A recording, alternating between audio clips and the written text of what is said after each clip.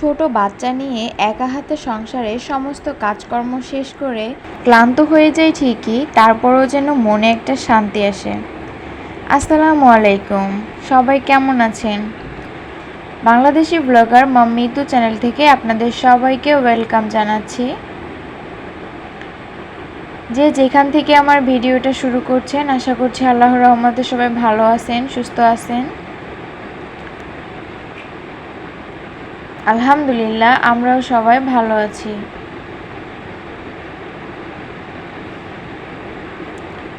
আর বরাবরের মতোই তো নতুন আরেকটি ব্লগ নিয়ে এসেছি।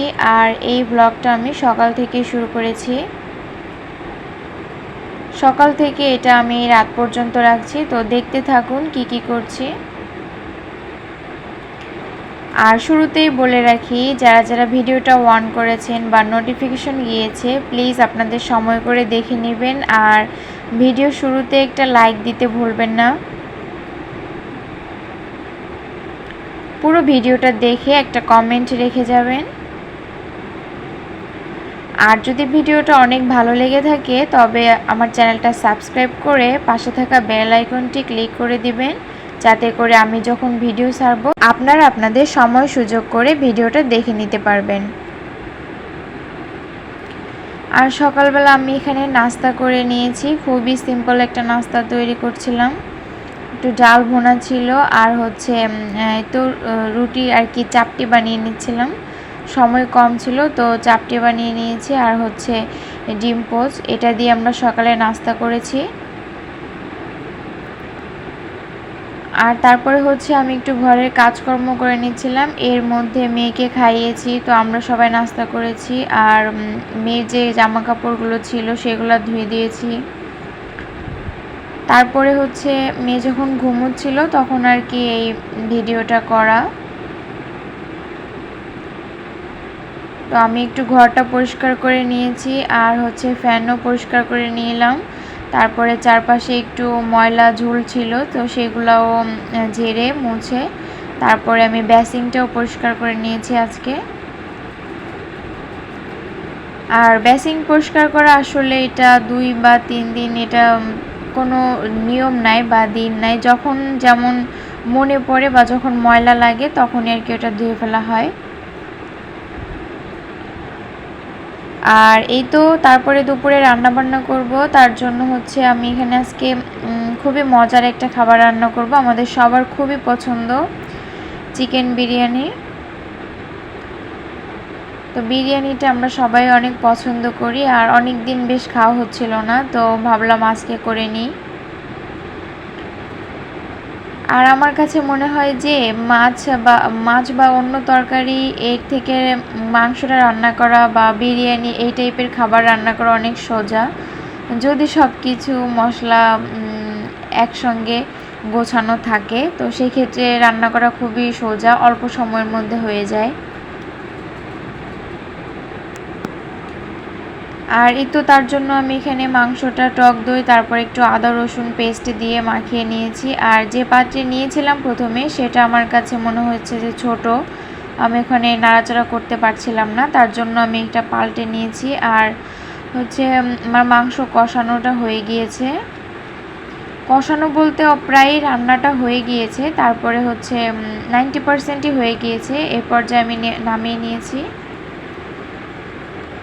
আর অন্য একটা পাত্রে নামিয়ে তারপরে সেই একই পাত্রে আমি এখানে পেঁয়াজ বেরেস্তা করে নিচ্ছি।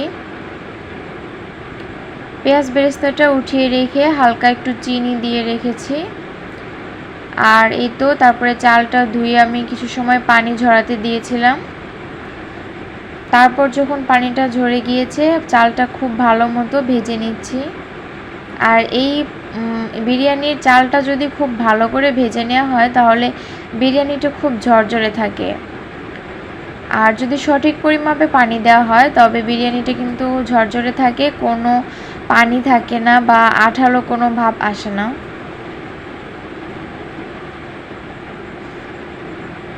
তো আমি এখানে 2 কাপ চাল নিয়েছি, তো 2 কাপ চালের জন্য আমি 1 কাপ চালের জন্য 2 কাপ পরিমাণ পানি নিয়েছি। যে কাপ দিয়ে চাল নিয়েছি সেই কাপেরই 1 কাপের জন্য 1 কাপ চালের জন্য 2 কাপ পানি নিয়েছি।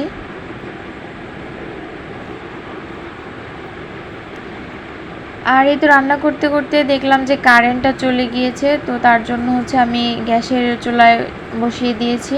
আর এটা তো দেরি করা যাবে না, আর অনেকটা সময় বেশ হয়ে গিয়েছে, সবাই এসে পড়বে লাঞ্চের জন্য।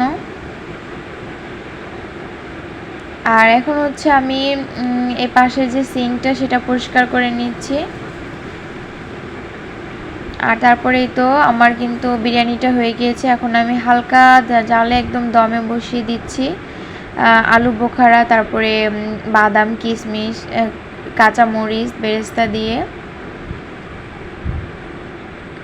আর এই দেখুন আমার বিরিয়ানিটা কিন্তু খুবই ভালো হয়েছে, অনেক ঝরঝরা হয়েছে, আর খেতে কিন্তু অনেক মজা হয়েছে, সবাই খুব পছন্দ করেছে।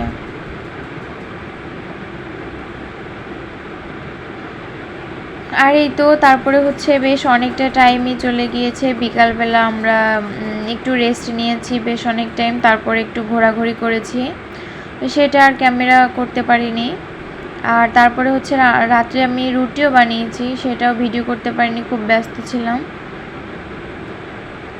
আর তারপরে রান্নাবান্না শেষ রাত্রে, তারপরে হচ্ছে আমি এখানে মশলার যেই র্যাকটা ছিল সেই র্যাকটা খুবই ময়লা হয়ে গিয়েছে, তার ওটা পরিষ্কার করব। আর সাথেই তো কৌটা যে মশলার দানিগুলো সেগুলোও পরিষ্কার করে নিচ্ছি। আর গ্যাসের চুলা বা নিচের সাইডের যেই কাউন্টার টপগুলো আছে সেগুলো সবই আমি পরিষ্কার করে নিয়েছি ভালো করে।